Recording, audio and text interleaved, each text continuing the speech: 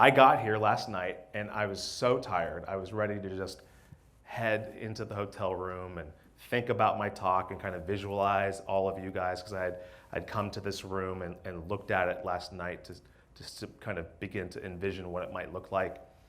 And then Edward, he's actually known me since I was like this big, actually. It's another random fact. And his mom is an angel and his brother is the best dancer on the planet. But he came to the lobby and greeted me and said, hey, why don't you come out and have a glass of wine and hang out? So I did. And it was such a blessing because I got to meet your peers. I got to have conversations with your peers and hear your stories and hear the reasons why you are here and sitting in these chairs and doing what you are doing every day. And really, what I told them last night, and I wasn't planning on sharing this, but I'll share it with you guys, is I think that you guys are really the unseen, unsung heroes of the hospital industry. You guys make it possible, and gals, possible to do what the doctors and staff and medical teams do and to take care of us. And I've never worked in a hospital, but I sure as heck has spent a lot of time in a hospital myself needing care, and then I have 4 kids, 2 of whom are boys, and they have been very expensive in the hospital. So, so I might need to see some of you financial counselors later, you know. We can help you with the payment plan. Yeah, absolutely, yeah. So I am incredibly grateful to be here and to share this moment with you. And my first question is, who likes Doritos? Okay, I saw your hand go up like this, so you're gonna get our participation prize. And here's a copy of the book and the Doritos. But do not open these. Okay, do not open these until I tell you. And I might actually take them back from you briefly in the middle of the presentation, and you'll understand why you may never want to open these later. But just hold on to those for a little bit. Okay. So I'm really grateful to be here. I love the topic of diving in. Diving in to make a difference, to change healthcare, to make a difference in other people's lives. I love the topic. And I just started thinking about all the different ways that we could dive in life. And I was researching different pictures and I came up with this crowd surfing thing. Has anybody actually done crowd surfing? Good, because it's actually you don't actually get injured in the process of crowd surfing. You actually get injured by helping the people crowd surf. You get really bad shoulder injuries. So, I learned that actually the hard way, because I actually did help somebody at a concert once, and my rotator cuff kind of took it in the chin. But this picture communicates enthusiasm, energy, excitement, right? And maybe that's the feeling that you guys get when you think about diving in to make a difference, to change the way you are doing things. Or maybe it's not so much that. Maybe it's more like this. Dive in, make a difference, change lives. Maybe you feel like you're exposed, wondering how your friends got you up there in the first place, how you're going to get down, whether you might have to actually jump, but a little bit surprised at how good you look in a Speedo. You know. Or maybe the idea of making an impact sounded fun until you got smacked in the face and all you got was a lousy t-shirt and a sandwich. Anybody ever feel that way in your business and what you do every day? Raise your hand if you've ever been smacked in the face. All the time, okay. Well, we need to have a conversation later, you know. But regardless, I wanted to make sure that you understand that, and that I establish my credentials, that I am, in fact, a bona fide expert at getting people to dive in and changing lives. And I have this video proof of my very first client that I worked with.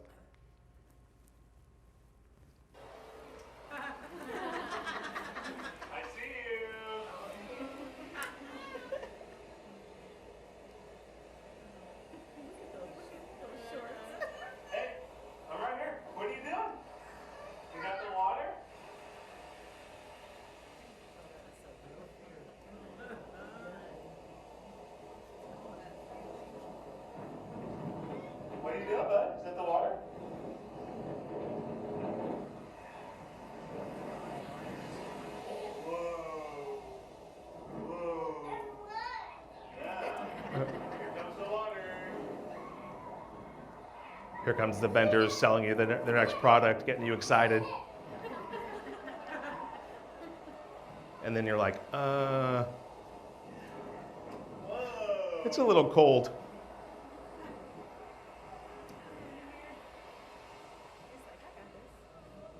What do you think, bud?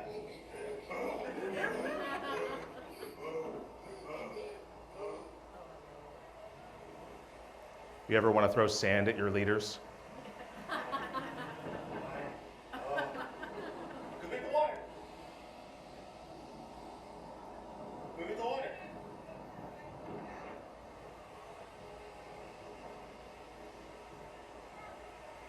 I see you. Come on, let's go. Come here. Nick.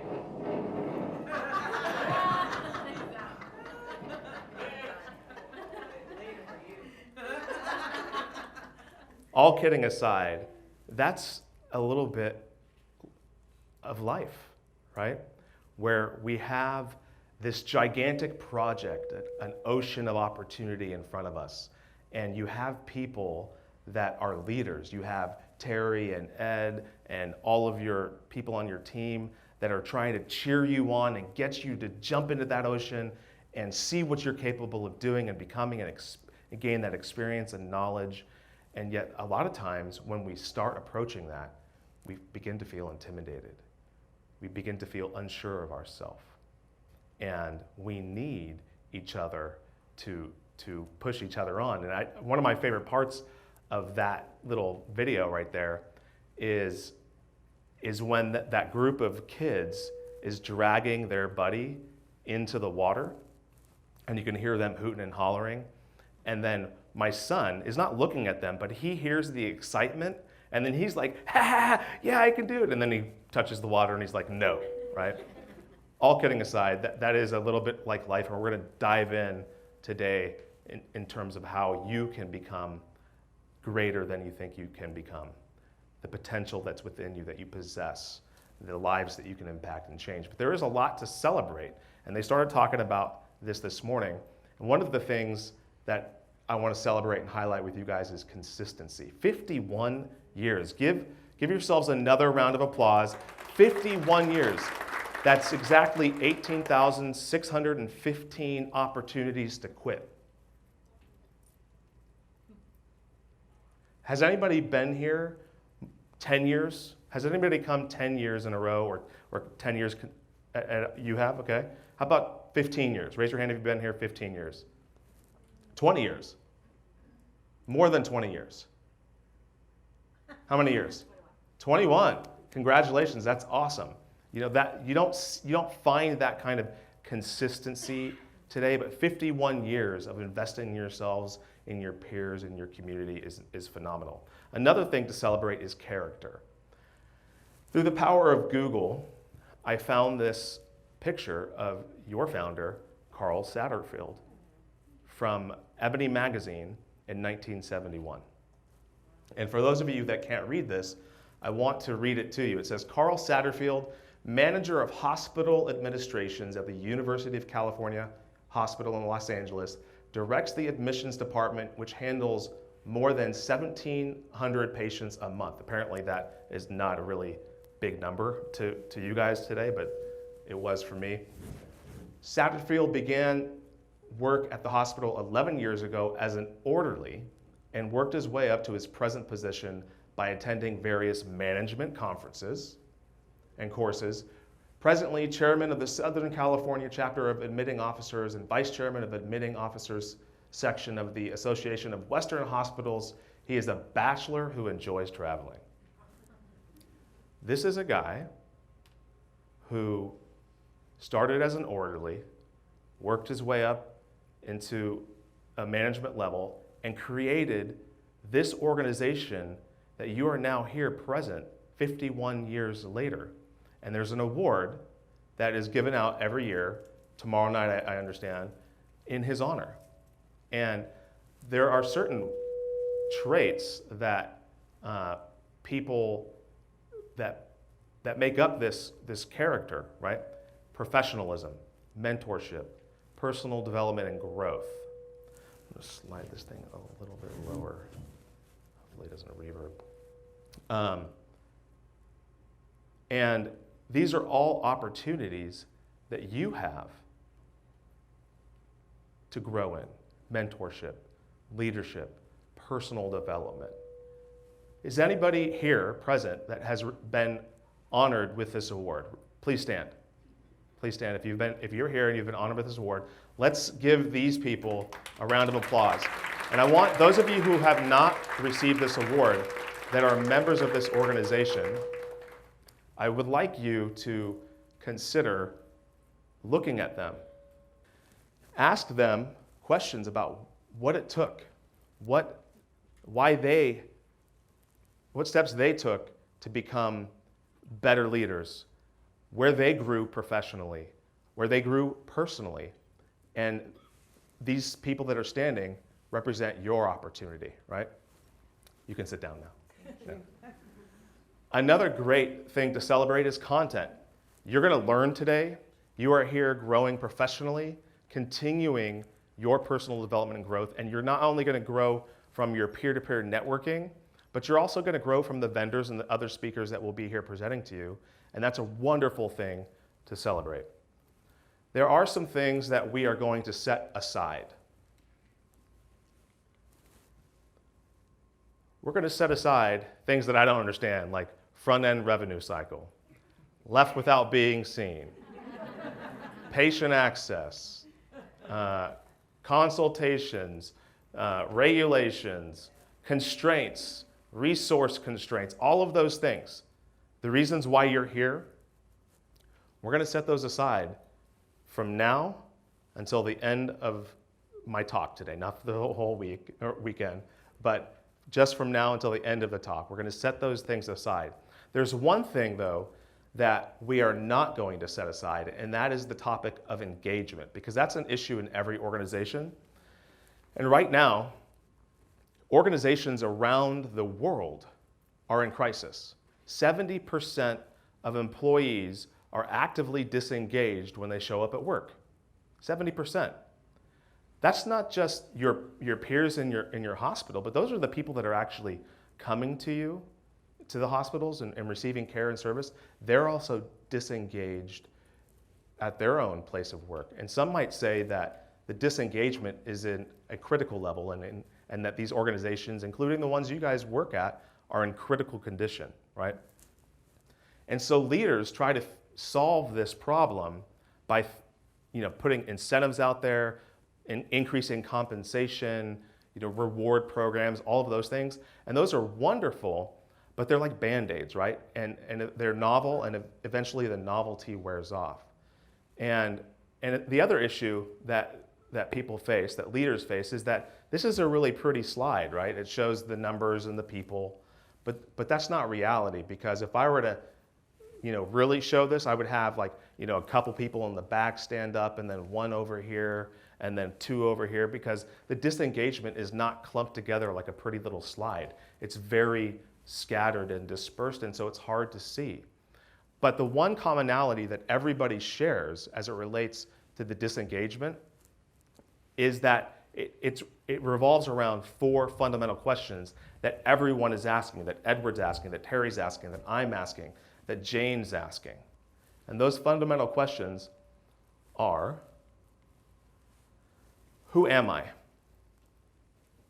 How do I show up in the world?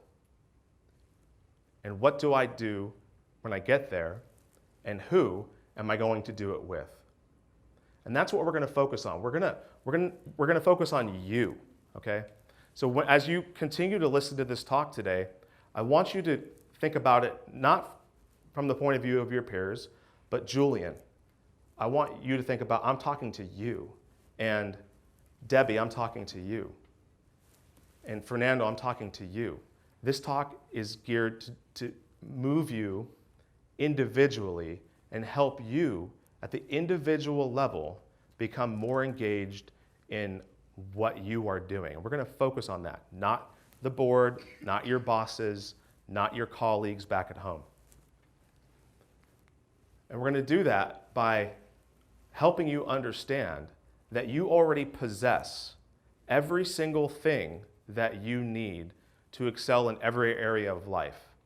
at work, at home, in your relationships. You already possess the key, and that key is made up of 4 pieces that you are responsible for putting back together. And those 4 pieces are story, gifts, action, and community. Who am I? How do I show up in the world? What do I do when I get there? And who am I going to do it with? Story is the most important and the hardest. It's the foundation. And because it's the foundation, it's where you're going to spend the most work. It is what psychologists refer to as narrative psychology. It's mastering your story. It's being the author of what you are creating and how you are showing up in the world. Doritos. I want to take you back in time to October 17th, 1989, a little more than 30 years ago. There were 2 very monumental things happening on this day. The first thing that was happening was my grandmother's birthday. And the second thing that was happening was the 3rd game of the World Series between the Oakland Athletics and the San Francisco Giants. And I was so excited about these 2 events, not because it was the World Series and not because it was my grandmother's birthday, but because these 2 things tied together meant one thing to the 10-year-old me: junk food, okay? And I was standing, my grandmother was in her red velvet chair in front of the TV watching the festivities of the World Series as it got underway. I was glued to the front door window waiting for my mom to pull into our circular driveway in our 1979 cream orange colored van full of groceries, right? So in she pulls, and out she walks with this bag of groceries. She places them on the counter, and she says, "Michael, I got to go back out to pick up your sister." And as she's getting in the car, she turns and she looks at me and she says, "Michael Jerome Flynn Jr., do not open that bag of Doritos until I get home." And so I said, "Okay, Mom," until she pulled out of the driveway. And I ran over to that counter and I pulled that bag of Doritos out, and it was kind of like a Little Mermaid moment, you know, like, ah, ah, right? And I put that bag on the counter and I open it, and boom! Loma Prieta 7.1 earthquake. I learned 2 incredibly valuable lessons that day. First lesson: sometimes, no matter how much you plan, some things are just outside of your control. The second lesson I learned was that really bad things happen when you disobey your mother. Okay? That's the second thing I learned. So, open this. I got a small bag. The bag I opened was supersized, hence the 7.1. So if you open it, it's just going to be a little tremor if you open it, okay? So, but the reality is that earthquakes are violent. They're unexpected. They are alarming. They're life-altering. And yet, I actually believe that nature leaves clues for each and every one of us if we're paying attention and we're looking for how we might respond to different events in our life, such as earthquakes. In fact, I discovered relatively recently, within the last year, that earthquakes almost always instantaneously create a vein of gold, deposit a vein of gold in the ground whenever there's an earthquake. When there's a big earthquake, it's a big vein of gold. When there's a little earthquake, there's a little vein of gold. In fact, here's a picture of the peer-reviewed journal that I discovered this information from. It's a small book that my 8-year-old son picked up from the library called Weird But True Facts. This isn't peer-reviewed, obviously, but I was intrigued by that, and so I did go do the research, and in fact, it is true that when there is an earthquake, that veins of gold are deposited in the ground. Isn't that amazing? What's your name? Tiffany. Tiffany, isn't that amazing? Amazing, right? But how do they do that? How do they discover this stuff? How do they discover that the gold's in the... Well, guess what? They have to break open the surface. They have to dive in. They have to go mining for the gold. They have to look for it. Some, as Ed mentioned, I have had the privilege of having conversations with some incredible people in the last 3 years. These are 3 of them. On the left, you have a West Point Army captain named Josh Montz. In the middle, you have a 2-time Olympic gold medalist, Aaron Cafaro-McKenzie. And on the right, you have Rusty Lebescagni, who is a very successful entrepreneur in South Africa. And they have all experienced significant earthquakes in their life. Josh, as I mentioned, was a West Point graduate. You know, West Point's one of those schools that you get to go to. You don't have to pay for a brilliant education. You have to be recommended and all that stuff, and you come out a leader, right? And he came out a leader and went straight into war, right? And so in Ramadi, they were on a routine patrol, and he's with his staff sergeant, and the staff sergeant walks out of the door and is shot and killed by a sniper instantly. The bullet ricocheted out of his staff sergeant and into his femoral artery. And he died for 15 minutes. He was flatlined for 15 minutes. They were able to revive him, but they figured he's going to be a vegetable. He's not going to know his name. He's not going to know where he is. And when they brought him back, they asked him his name and rank and all serial number, all that information, and he gave it back to them. So he had this earthquake that happened personally, and he has spent every day since discovering the gold that's within him and the opportunity he has to give it away to the world. It's been the most difficult thing, as you might imagine, for him to do. To understand the meaning of this second life that he has. Aaron Cafaro was an Olympic rower, and she spent her whole entire life, from a childhood up until her young adult years, competing only with one goal in mind, to become an Olympic athlete, and she was a multi-games athlete. The year that she won 2 golds was her final year. And when she secured her second gold medal, and she won that race with her team, and she let the oars fall into the ground, her ribs were broken. She was crying, not because she won gold, but because she knew that this was going to be her last race, and she didn't know what her life meant afterwards. That was an earthquake. Rusty Lebescagni was a very successful entrepreneur in the safari world, in the outdoor world. People would go hire him to go take them on these excursions, and he had a very successful, thriving business. Well, one day, and he lives in Zimbabwe actually, one day, one of his employees had a disagreement with him and convinced another one of his employees to help him fake his death, the employee's death, and make it look like Rusty had murdered him.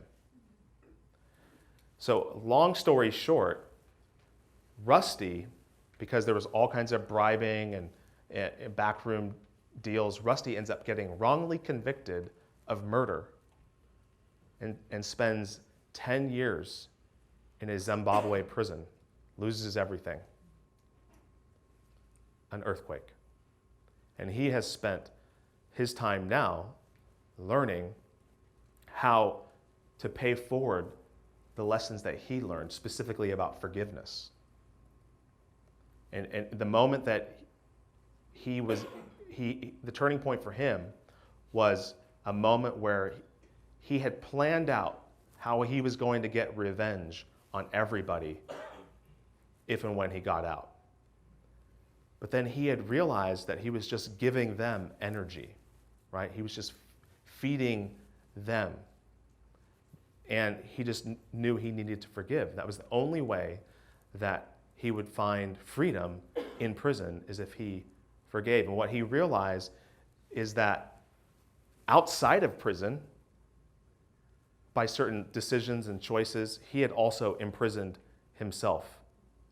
And so he's made a commitment to never take that kind of freedom for granted again, and to provide other people with that same opportunity. You see, we have the ability to create the future, right? Anybody ever written down goals? Raise your hand if you've ever written down a goal. Keep your hand raised if you've achieved that goal. You've created something from nothing, right? That's a crazy powerful gift. But the reality is that we also have another gift that none of us use, or very few of us use. It's called the power of reflection. I'm very into words, the meaning of words. We have about 60 to 80,000 thoughts per day. The average man only speaks about 7,000. I'm above average. The average woman, 20,000, right? But that means that we have like 60, several thousands, tens of thousands of thoughts, of words that aren't being voiced, that are just staying in the quiet of our mind. So understanding the meaning of words and what you're specifically speaking to yourself is very important. So the word reflect means to bend back and direct light or heat onto something, right?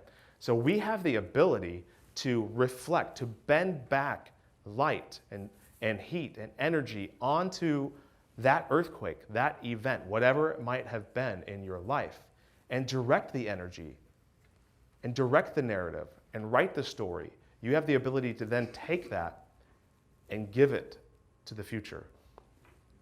But the reality is that most of us aren't even aware of what to look for. Awareness test. How many passes does the team in white make?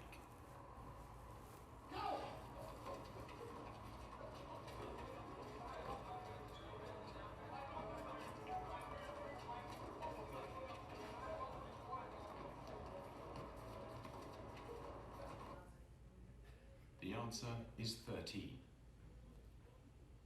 But did you see the moonwalking bear?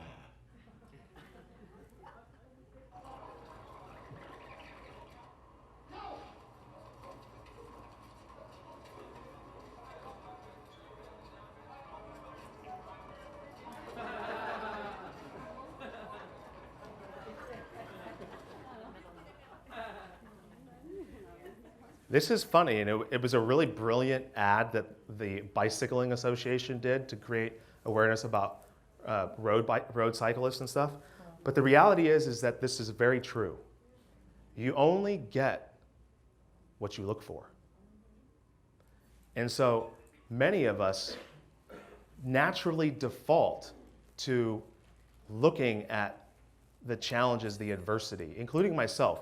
You see, this looks like a really nice couch and might be in like that store Pottery Barn or Restoration Hardware or whatever, right? But this is essentially what my therapist's office looks like, right? And as Edward mentioned, I've been advising businesses and executives since 2005. I got my start in 2005. It was very successful right off the bat. And then, I checked off all the boxes. I married my childhood sweetheart, bought my first home in Santa Cruz County. It was amazing, right? And then the financial crisis happens, and I nearly lose everything. And in the process, my wife and I went from having 2 kids to 4 kids. And then in December of 2016, that's when my 4th child, Charlie, was born. I still hadn't recovered from all of the emotional stress and trauma of the financial crisis, of nearly losing everything, nearly destroying my marriage. My health went into the tank. I blew up to 250 pounds. I was bending over to pick up a sippy cup, and I was home alone with my daughters, and my back gave out, and I couldn't move. And that wasn't the breaking point. The breaking point came after my son, Charlie, was born, And I, the man, was the one who did not carry the baby, right, or deliver the baby. I was diagnosed with male postpartum depression. And that meant that I had to go talk to somebody. I had to go sit in a chair. I had to admit that I was not invincible. That was the scariest place I've ever been in my life. But it gave me the most freedom and hope. It gave me the power to reflect, to bend back time, to direct the light and heat onto that thing, those events, and discover the gold. And each and every one of you has the power and the capability to do that as well. And one of the calls to action I'll give you at the end is buy my book, but no, but for reals, no. Because there are a lot of reflection questions that are inside the book that you actually can use to help you on your own journey. But there are some things that you need to do. Oh, actually, this is one of my favorite quotes. I put this in last night because Edward talked about scuba diving, like make sure you put your gear on when you go scuba diving. And there's this great theologian from the early 500s named Augustine. And this quote, he said, "Do not wander far and wide, but return to yourself, for deep within you dwells the truth." And I just thought that was a beautiful, very true statement. But there are some things that you need to do before you can master your story and find your why and purpose and all of that stuff, right? Before you can find your why, as Simon Sinek says, the very first thing you need to do is remember that you're worthy of one to begin with. The next thing that you have to do is understand that the word potential literally means power, right? You have to believe that you are powerful, that you are effective, and you have to see people as people. You have to give other people the gift that you're trying to give to yourself. You have to give them that same freedom and see them, and we'll talk more about the importance of that in a moment. But first, I have an uncomfortable exercise, and I need a volunteer first. Somebody, I'm not going to bite you or anything. Okay, you're a volunteer? Okay. Can you please stand? Sure. Yes. Here's a book. Thank you. Yes. But don't sit down yet. No, I won't. Okay. Am I going to exercise? Nope. I want you to look at me. Ooh. Yeah. And I want you to say, look at those words. I am worthy. Put your hands down by your side. I am worthy. Say it louder. I am worthy. Say those words. Ooh. I am powerful. I am powerful. Say it again. I am powerful. I am powerful. I am powerful. You are powerful. I am. Awesome. Hey. Okay, everybody else stand up. Everybody else stand up. Find a partner. If there's two of you, if there's two of you or three of you, that's fine. Okay? Figure it out. Okay. I want you to look at people. I want you to look in your eyes. Okay? Invade people's personal space. Okay. On the count of 3, I want you to look at each other. Don't look at me. Okay? Don't look at me. I want you to say, on the count of 3, I am worthy. 1, 2, 3. I am worthy. It's kind of fun. Who's uncomfortable? Raise your hand. Okay. Right? Okay. It's a little bit uncomfortable. Now let's say, I am powerful. I am powerful. Okay. It's not fair. You got 3. Okay. Say it to me. I am powerful. I am powerful. I am worthy. I am worthy. And you are, because I heard your story last night, and that was a very powerful, and everybody needs to get to know Cynthia, even though she didn't sit in the front row. Thank you. You guys can sit down.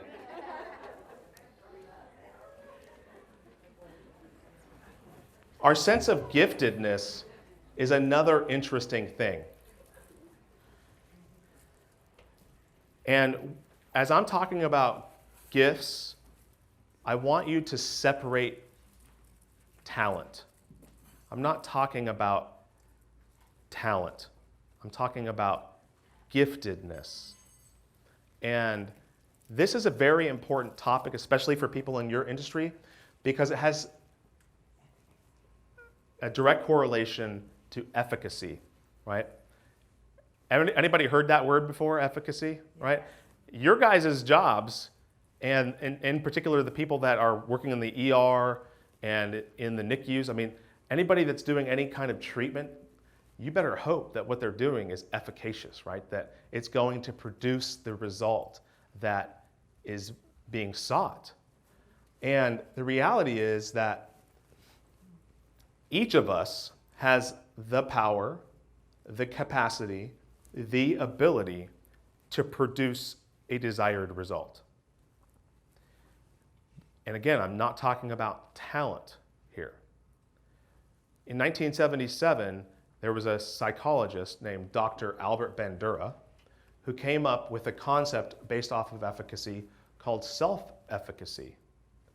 And it's directly related to one's ability to feel confident, to have self-esteem, to progress through a process where they go from asking themselves, can I do that thing, to I think I can do that thing, to I can do that thing, to I will do that thing, to I did do that thing.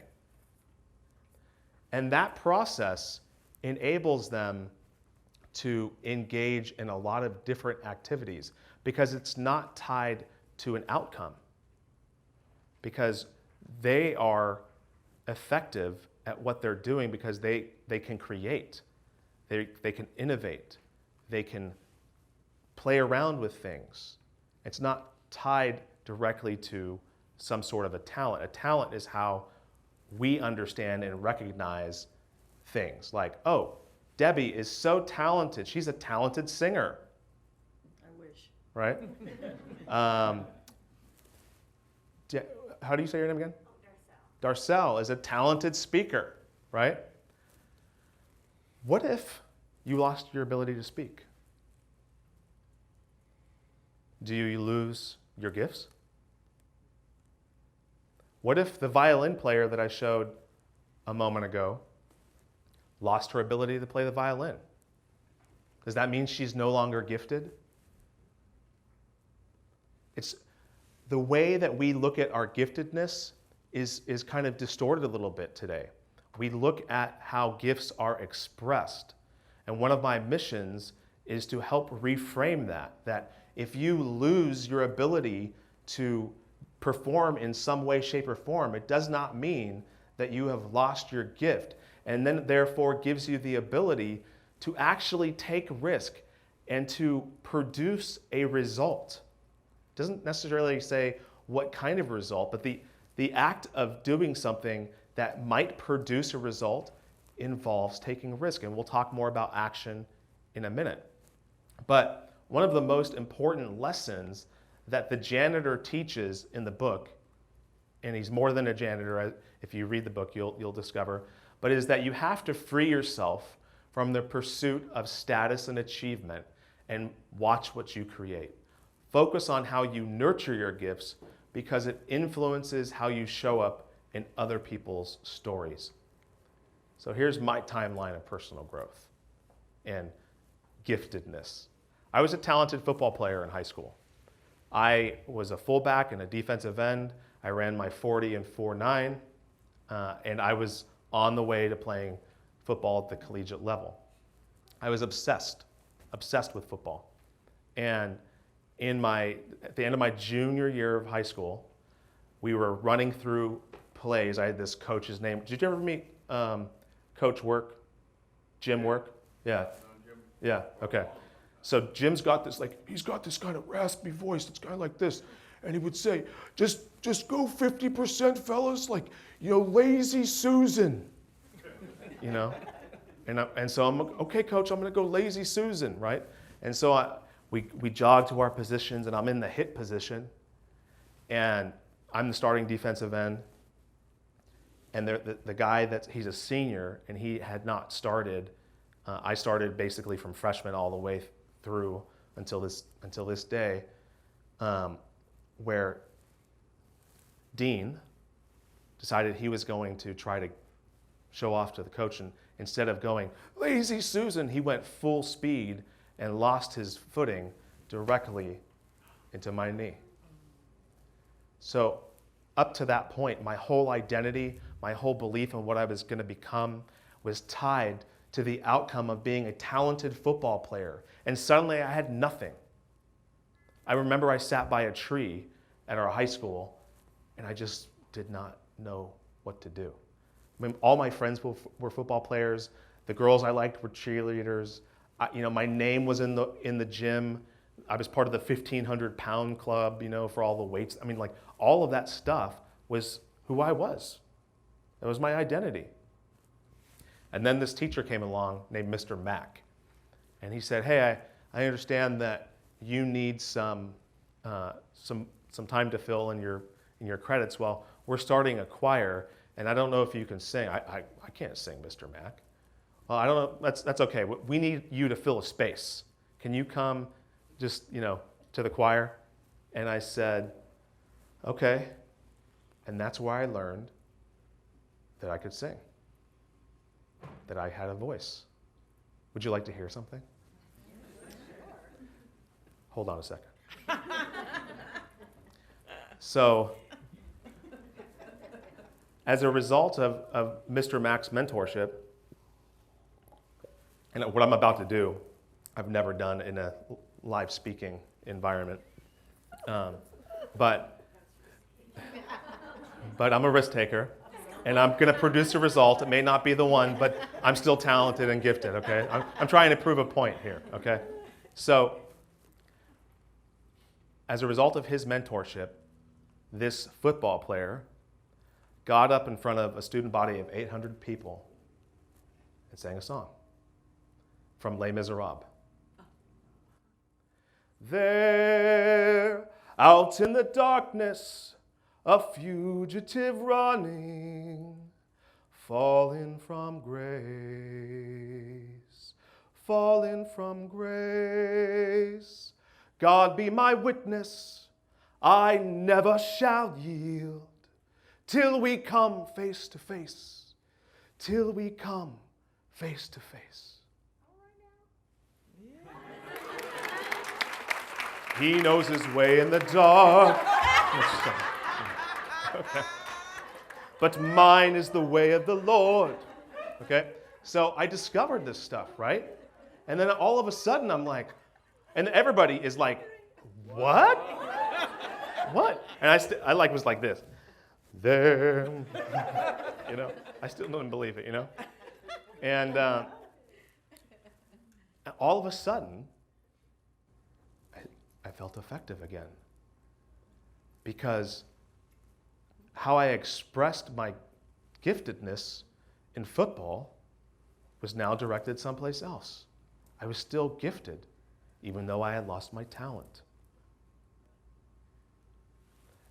So I started pursuing acting. I did professional theater. I was actually in the process of getting an agent, and I had hair back then, and I did those like cheesy like agent pictures, I had like this cool like thing going on with my hair, I miss my hair if you can't tell, but I did like The Miser, I did Man of La Mancha, I did all kinds of stuff, and I was in the process of becoming a professional actor. I was about 20 years old, and someone that I respect and love, aka my dad, came to me and said, Michael,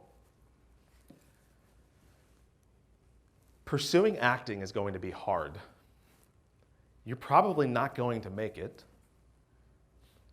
and you're going to suffer. And I was like, dang, I don't like the idea of suffering. Like, maybe I won't. He's like, you should go pursue business. And so, and I do love my dad, and we have a good relationship, but I made a 90-degree turn, and all of a sudden, now I'm in business school, right? And I was no longer acting, I was really no longer singing. But in the process of business school, I needed to fill out some credits, and I took a screenwriting class, and I discovered that I could write and tell stories and create narrative. So, no longer a talented football player, no longer a talented singer and actor, I end up writing, discovering a new gift, right? The way that I was expressing my giftedness was changing. And then I went into business and I shared that story about the financial crisis and all of that stuff. And that my identity was attached to that. I was a talented businessman and I had checked all the boxes and I had money in the bank and I was making it rain until it rained on me, right? And then in 2015, I said, you know what? I need to learn how people are taking their challenges, the earthquakes in their life, and using them to have a game-changing impact in the lives of others. And when you do that, you learn that everybody has had challenges, no matter their level of success, that how the world deems success, right? And the most common shared thing among everyone that is on a platform today at some level is that they have taken their challenges, their adversity, and they're using it to help serve other people. They are giving it away to other people. They've mastered the gold that's in the depths of their souls. They've mined that out, and they are using it to serve other people. And as a result of that, in 2015, I became a podcaster. And as a result of that, I became a speaker. And I've had the privilege of speaking to major organizations like Keller Williams and New York Life and others. And now this amazing organization, I've never spoken to a hospital a hospital admissions management group before, and I'm really excited. And if you can't tell. And then I became an author, right? So now I'm doing all of these things because I gave myself the freedom to have my giftedness not attached to a talent the way that we typically refer to people. So-and-so is such a talented person. And it gave me a tremendous amount of freedom. But therein lies the rub. And this is where I was talking earlier about the importance of seeing people as people and giving them the same gift that you're trying to give to yourself. Because when you underestimate, this is really, really important, when you underestimate someone else's giftedness, you undermine your own. When you underestimate someone else's potential, value, worth, influence, Leticia, you undermine your own when you do that.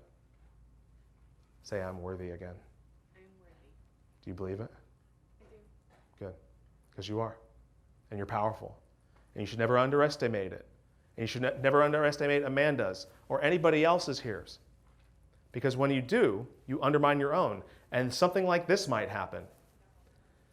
In the 2018 Winter Olympics, there was a woman named Esther Ledecky.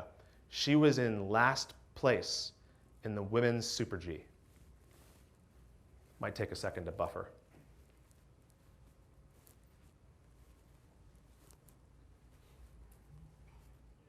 Arica. I love this young lady's story, Emma, from the Czech Republic. This is Esther Ledecky, coached by Thomas Bank. But she's also one of the favourites for the parallel event on her snowboard. Now, back in the day, when I was a young skier, snowboarders and skiers wouldn't even talk to each other, never mind train together. And now here's a young lady competing in alpine and snowboard at Olympic level. Tell us how she does that. Well, she's obviously just got an amazing touch on her ski and snowboard. She's got an amazing line, able to read the line. She's got huge confidence. And for me, I love the story because, often a ski racer's told you mustn't do snowboarding because you end up in the wrong position, all twisted up. You might start rotating your shoulders. But goodness me, I mean, look at this lady. She has the green light. And the line so far, for me, has been perfect. She's got no pressure on her here because she has the snowboarding as well. So she can really just let it run and go for it. Well, this split time interval 3 could be a big surprise here. There's been a few errors in the mid part of the challenge. I I'm not sure the light will be green, but let's watch carefully, because she's giving us a scare, and no! 400ths of a second off the pace. There's another small error from the Czech racer, but this lady, who's the favourite for the parallel snowboard gold, could be in the medals in the Super G. Big mistake off the last jump. Ledecka has gone into gold medal position. It is the Anna Veith right there was already celebrating having won the gold medal. People were already congratulating her while another competitor was still on the mountain. And she can't believe it. She underestimated her own potential. Look at her.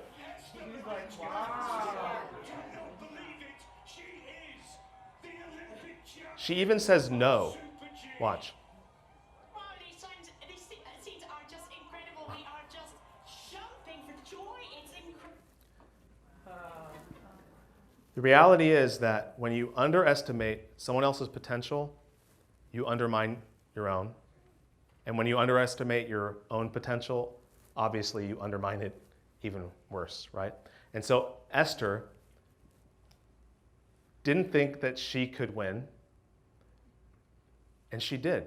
And Anna Veith was already celebrating having won the gold medal while there was still another person up on the mountain competing. We have to give other people the same gift that we are trying to give to ourselves.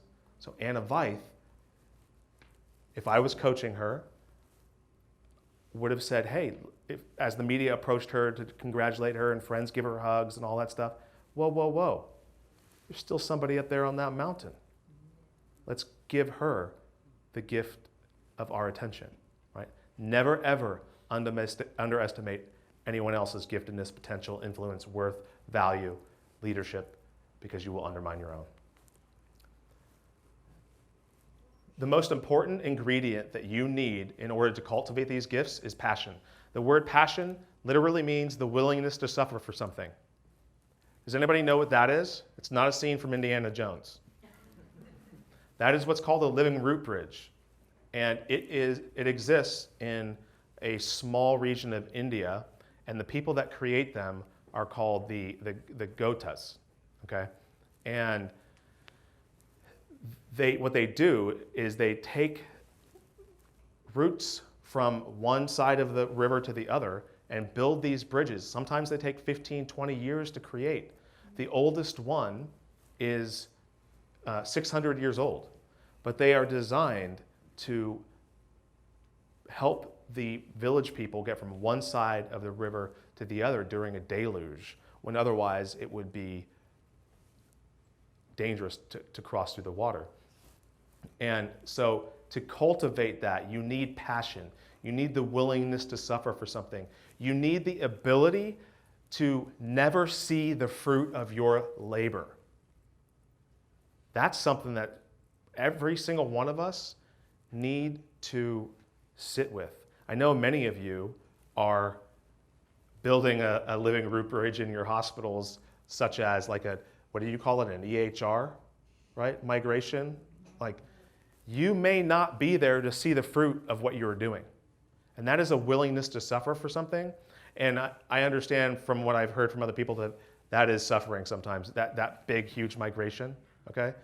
And you are passionate. You are willing to do that. It's not passion in the sense of, that the entrepreneurial world uses that word in. Now, when you think about the word passion, you will never think about it the same way again. You'll be able to ask yourself, am I passionate about that thing? Am I willing to suffer for that thing? And that will ultimately be the greatest way to cultivate your giftedness and put you in a position to ask this question: what am I here to facilitate? Instead of what's my purpose, which is oriented toward you, you have the ability to ask, what am I here to facilitate? What am I here to give? It puts you in a posture of giving, but oddly enough, it also puts you in a posture of receiving. Then you need to start taking action. So now you've mastered your story. You have separated yourself from the pursuit of status and achievement. Now you need to start acting. And these two people, that's David, right? Everybody knows the story of David versus Goliath, whether you've read the Bible or not. It's a story that's often taught in business schools and in leadership courses. And then there's my Lyft driver, Fidel. Okay, Fidel and David. What do they have in common? Well, David was 16 years old. Goliath was gonna beat the Israelites. They were cowering in the trenches, and David brought them some food and saw that nobody was fighting. And he goes into King Saul's tent, asks for permission to fight Goliath, and he goes out there, not with a sword or a mace or anything, but with a slingshot, knocks him out, cuts his head off, right? Fidel flees Cuba at the age of 19 by himself from the west coast of Cuba. He doesn't go from Havana to Miami. He goes from the west coast of Cuba to Cancun on a boat controlled by the cartel that catches on fire 2 miles offshore because some oil canisters blew up and nearly killed everybody on the boat, all 20 people that were trying to get into Mexico. The Federales come and rescue them, put them in a holding tank, and say at the end of that 30 days that they were there, they say, listen, you guys can either stay here in Mexico or you can try to make your way to the border. So Fidel makes his way to Brownsville, Texas, and crosses. I learned this story because I also did something uncomfortable one day on May 20th. I decided to get in an Uber and sit in the front seat and actually talk to a human being and learn his story. And so I asked him, I said, Fidel, what did it feel like when you stepped into the United States of America for the first time? And he said, Michael, I felt freedom. I could work 3 jobs if I wanted to. And I was like, what? Who says 3 jobs, right? I mean, like, he's like, you don't understand. In Cuba, we can only work 1 job, and we don't really have a choice what that is. And the only people that make more money than doctors are taxi cab drivers because of the tip system. And so the commonality that David and that Fidel share is that they were able to answer very clearly 3 questions. And you all have the opportunity in your life to answer these 3 questions as well. And hint, hint, they're in the book. The first question is, what's at stake? The second question is, why does it matter? And the third question is, when does it become real? This is an interesting one. Anybody ever go to Starbucks? Right? You know, anybody make a decision to go to Starbucks when they're at home in their pajamas? You're like, I'm going to go to Starbucks on my way to work, right? Every day? Every day. When is that coffee real? When I'm drinking No. It is real the moment that you're at home in your pajamas and you decide that it's real. It's real right there, right? Okay?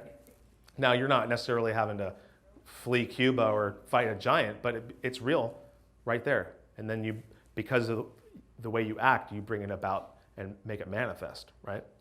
We all have that opportunity to explore those questions. What's at stake? Why does it matter? And when does it become real? Community is the final piece of the key. Community is the ultimate accelerant for growth. You see that here. You guys are a vibrant community that loves and cares for each other, that helps each other grow. But if you don't have the right community, it can also hinder your growth. And your environment matters, but who you allow into your environment matters even more. So I have my boys have they live in a safe house, like, you know, not a safe house like the FBI kind of safe house, but like, you know, we live in a safe neighborhood, and I take care of them. They have, you know, nice rooms and whatever. So one day we get home like on a hot June night. Anybody ever have those little brown, tiny little spiders that always hatch around June, like infest everywhere? So annoying. So we get home, it's about 10 o'clock. We've been driving back from San Diego. I'm super tired, and I'm picking my boys up, and I put them down in the bed, and there's these spiders all over their bed. And my dad, or my son, Mick, goes, Dad, there's spiders on my bed. And I'm like, what? So I'm like, there's a lot of them. So, like, you know, I start pulling all of this stuff apart, and I take their mattresses out and I vacuum the whole floor. And the reason why there were spiders in their bed and in their room is because they had made a habitat for them to build a nest. And your environment matters, but who you allow in your environment matters more. You control the habitat. You control who and what can build a nest in your environment. How do you know if you are part of a great community? The first characteristic is wild curiosity. Terry is wildly curious about Tiffany's success, as much as, if not more than, her own. You are similarly concerned with her success, right? You have a desire to collaborate, a willingness to create an ensemble and work together to create solutions and to spend time doing that. And because you have spent time collaborating, because you have spent time being wildly curious about each other and about each other's stories and gifts and the type of action and what's at stake and why does it matter, you have earned the ability to correct each other when you veer off course. And it's not like, hey, you're bad, you know. It's done out of love. It's a correction that says, you know, I see your potential, I see your giftedness, and you've shared all of these things with me, and now you're kind of going over here, and I think that you need to come back over here. That's how you know that you are part of a vibrant, thriving community. Wild curiosity, collaboration, and correction. So I want you to think about these things. I want you to think about reflecting back on the earthquakes of your life and direct the light and heat onto those things so that you can draw out the gold and that you can mold it into something that you can use in the service of others. I want you to look at your giftedness. I want you to detach your giftedness, your sense of giftedness, from the pursuit of status and achievement. And then I want you to begin creating. I want you to begin playing and discovering. Oddly enough, PricewaterhouseCoopers just did a study on the most in-demand skills that CEOs and leaders are looking for. Creativity, innovation, problem solving, leadership, collaboration. Those are things that you cannot fix with artificial intelligence. It's only the human heart that can really develop those skills and deliver them out into the world. And you have the ability to do that by exploring your gifts. Then I want you to ask yourself, what's at stake? Why does it matter? And when does it become real? And finally, I want you to think about your community. I want you to envision the type of community that you want to cultivate both at home and in your careers. I want you to think about who's wildly curious about you. And I have actually a big challenge for 1 month. Who can commit to doing something for 1 month as it relates to this? Okay, wild curiosity. I want you to think about someone that you want to invest in for 30 days. I want you to be wildly curious about them. And I don't want you to tell them what you're doing. I just want you to all of a sudden say, you know, hey, how can I help you? What are you working on? Like I'm super curious. I want you to exhibit that. And then at the end of that period of time, I want you to bring them into the fold and say, this is why I did that, and let's pick someone else together and go be wildly curious about them. Wouldn't that be cool? Let's do that for the next 30 days. Who can commit to doing that for the next 30 days? Raise your hand. Okay. Awesome. Awesome. And finally, when you do that, you will have mastered your story. You will have mastered your giftedness, your action, and your community. You will therefore have mastered the key. I'm going to conclude by asking you all to close your eyes. I'm not going to do anything to you, I promise. Okay? Put your hands on your laps and close your eyes. I want you to imagine in your mind's eye that you are standing on Pluto, which is about 3.5 billion miles away from the planet Earth. And I want you to be in that space environment. I want you to imagine in your bottom right eye a little pale blue dot. Raise your hand if you have a pale blue dot in your mind. On that blue dot is the Great Wall of China, the pyramids, Yosemite, Niagara Falls, Zion National Park, the Grand Canyon, Mount Everest. All of these incredible, awe-inspiring, powerful things that have absolutely no ability to change anyone's life, but also on that little blue dot is you. And you have all the power to change lives today and every single day. Please never forget that. You are worthy. You are powerful. My name is Mike Flynn. I'm super humbled to be here today. If you want to learn any more about the book or what projects I'm working on, I would invite you to visit with me in the back. There are some books. I'd be happy to sign them and personalize them to whomever you'd like. You can email me there at info@theimpactentrepreneur.net. And lastly, you know that little boy who was afraid to go into the ocean? Now I can't even get him out. Thank you so much.